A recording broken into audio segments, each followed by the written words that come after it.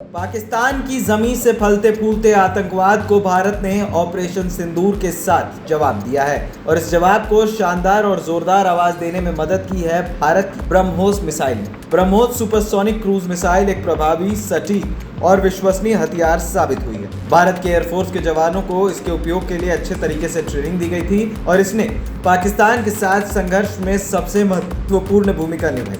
BrahMos missile जब चली तो इसका अंदाज़ा इसी बात से लगाया जा सकता है कि पाकिस्तान तुरंत सीज फायर को राजी हो गया और इसने पाकिस्तान के साथ संघर्ष में जो भूमिका निभाई वो गजब की थी। आइए आपको बताते हैं ब्रह्मोस मिसाइल क्या है, इससे भारत ने खुद बनाया है या किसी के सहयोग से बनाया। ब्रह्मोस की आखिरकार कीमत क्या है? दरअसल ब्रह्मोस एक यूनिवर्सल सटीक स्ट्राइक मिसाइल है जिसे जमीन, समुद्र और हवाई प्लेटफॉर्म से लॉन्च किया जा सकता है।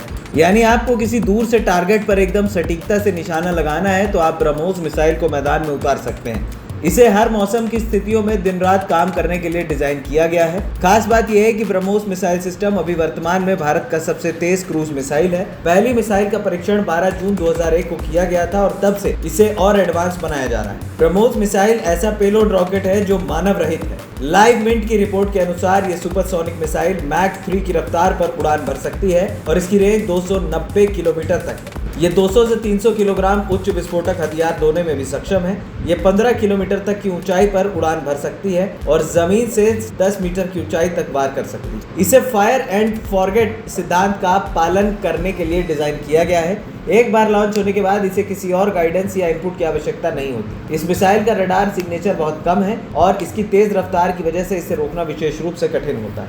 इस मिसाइल सिस्टम को भारत के रक्षा अनुसंधान और विकास संगठन यानी DRDO और रूस के NPO मशीनोस्ट्रोयेनिया के बीच एक संयुक्त उद्यम के रूप में विकसित किया गया। इस संयुक्त उद्यम को फरवरी 1998 में हस्ताक्षरित एक अंतर सरकारी समझौते के माध्यम से स्थापित किया गया। जैसा कि आपको पहले बताया कि ब्रह्मोस का पहली बार परीक्षण 12 जून 2001 को किया गया था।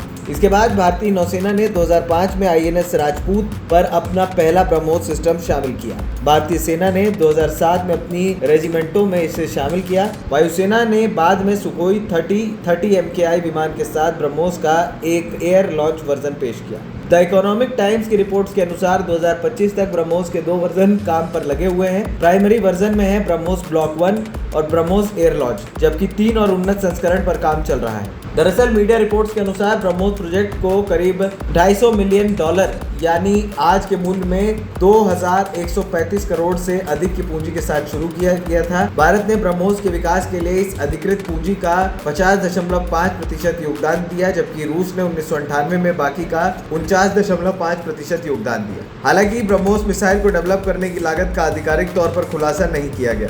मीडिया रिपोर्ट्स की माने तो ब्रह्मोस के लिए एक प्रोडक्शन यूनिट विकसित करने की लागत 300 करोड़ रुपए थी और प्रत्येक मिसाइल की बाजार कीमत कथित तौर पर लगभग 34 करोड़ है। एक ऐसी प्रोडक्शन यूनिट का रक्षा मंत्री राजनाथ सिंह ने 11 मई को लखनऊ में उद्घाटन किया। इस मौके पर CM योगी आदित्यनाथ ने कहा कि ब्रह्मोस मिसाइल क्या होती है, अभी आपने ऑपरेशन सिंदूर में इसके पराक्रम की झलक देखी होगी। नहीं देखा होगा तो पाकिस्तान वालों से पूछना ब्रह्मोस की ताकत क्या है। प्रधानमंत्री जी ने आतंकवाद को लेकर घोषणा की है कि कोई आतंकी घटना अब युद्ध जैसा होगा। आतंकवाद को जब तक हम कुचलेंगे नहीं तब तक समस्या का समाधान नहीं है।